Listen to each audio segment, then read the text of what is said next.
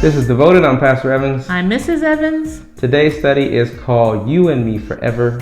We're doing day 4 in the YouVersion app. Let's get started. It's titled An Imperfect Tree. Slate Grubnick, a seller of Christmas trees, was observing a couple who was looking for a tree. The husband was slim and his wife was quite attractive, but they wore clothes that seemed to be bought from the Salvation Army. After passing by several very expensive trees, they found a pine Scotch tree which was quite okay on one side but had not so many leaves on the other side. They took another tree which was not in a better condition than the previous trees because one of its sides did not have many leaves. The wife whispered to her husband, and the husband asked if both trees could be bought at the price of $3. Slate realized that it would be difficult for him to sell those trees, so finally he agreed to sell them both for $3. A few days later, Slate was walking when he saw a beautiful tree in the couple's apartment. The tree was full and the shape was good. He knocked on the door and the couple explained how they had tied the two trees together with the bare sides touching. The branches of the trees crossed over one another, making the trees appear as one. "So that is your secret?" exclaimed Slate. "You just took two imperfect trees with flaws that could have been discarded because no one would accept them, but united in the right way, you produced something so beautiful. The same goes for a marriage. We could not find a perfect husband or wife. Every one of us has so many imperfections. However, when we can complement and support each other and accept our spouse's imperfections, we can have a beautiful marriage." Yeah, I remember reading this one and thinking... This is one of my favorites. Right. And thinking how profound the idea is. Right. That you take these two imperfect things and tie them together, and in the image of seeing just kind of the bare leaves on the inside crossing up, and you can't really tell that, like, the guy didn't even know it was one tree at first. Right. Yeah. So you mean two trees? Two trees. Thank right. you. He didn't know it was two trees at first. He thought it was just one really nice one. Right. Right. So I don't want to say everything. You said it was one of your favorites. No, that's fine. I just like the imagery that it paints, that you would bring close to you your husband or wife, their most weakest or most vulnerable moments, and you would bear those together, and that so that when the world sees you, they see you as one complete whole unit, marriage. Right. And the only ones that see the imperfect parts is Jesus. Is Jesus and your spouse, though. Right. Because we touch, like if we're the tree, right? We touch and we cover the imperfect parts, and the world sees the parts of us that are good. So the parts of me that are good, the world gets to see. Right. But the parts of me that struggle, that are malnourished or broken, only you get to see. Right. And they become part of your experience in your life too. It's not only that you get to see them, it's that you cover them, but you have to experience them too. Right. And it's not that we're being fake as a couple when we cover each other's vulnerabilities.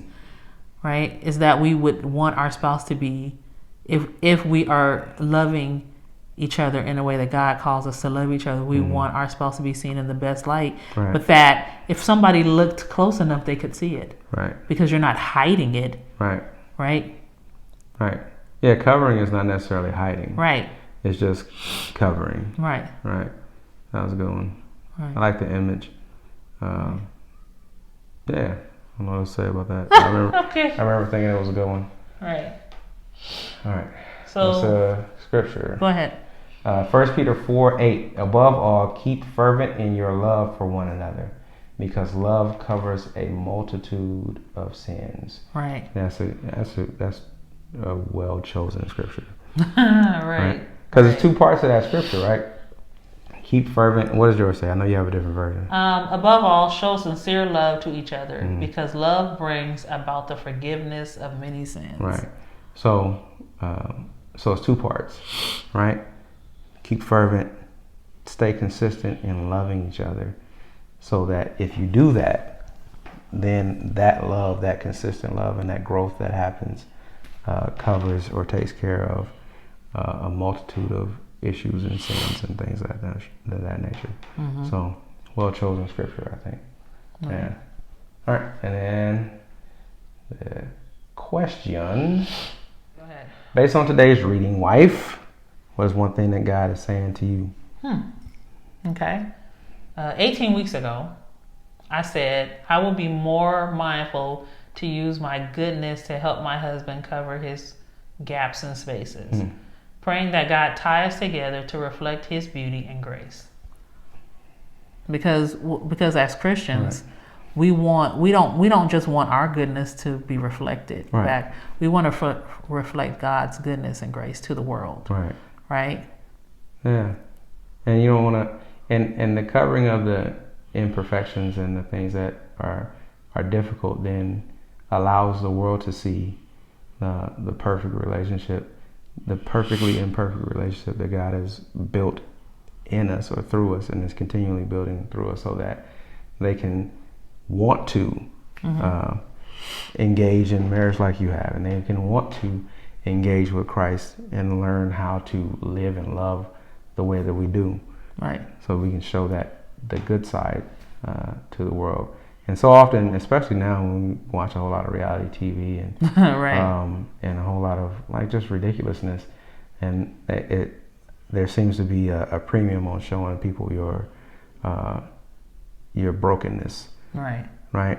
And showing people your faults and shortcomings. But this particular devotion encourages us to show people the good parts of each other. Right. And there's nothing wrong with allowing yourself to be transparent, so that you can minister to each other in love. Right. But there's a difference when you may be saying or doing something that's not showing your marriage or your husband or your wife in a good light. Right. It's okay. Everybody's broken. Right. Everybody needs God's help. Because if we were perfect, there'd be no reason for him to have come and sacrificed himself. Exactly. Right? If we could follow all the rules, if we could do all the things. Right? But we're not. We're not. But it's okay. Yeah. It's okay. Right. Because even Jesus even God allowed Jesus to walk up the hill broken. He was broken in a way, beaten. And you could see the blood. Right? He was hurt. He was hurt. Yeah. So it's okay to be hurt before God. Right. Good. Before God, though. And then recognize who heals. Right. And don't just jump out the thing like, well, look what I did. Right. Right. It's not a magic trick. Let yourself get healed. It's not a magic trick. And let your spouse cover you while you're healing. Right. Yeah. Right. You gonna ask me the question? Based on today's reading, what is one thing God is saying to you? Let's see. 18 weeks ago. Let's see if this still applies. I like this one a lot! ! I know that my wife covers my sketchy areas. I will be mindful of covering her bare places. I like the way you said sketchy areas and then bare places. What? Was it why? Because sketchy is kind of like, it doesn't. It's a different word from bare. Oh, I was. But sketchy, yeah. Sketchy. So yeah, sketchy areas, but my bare areas.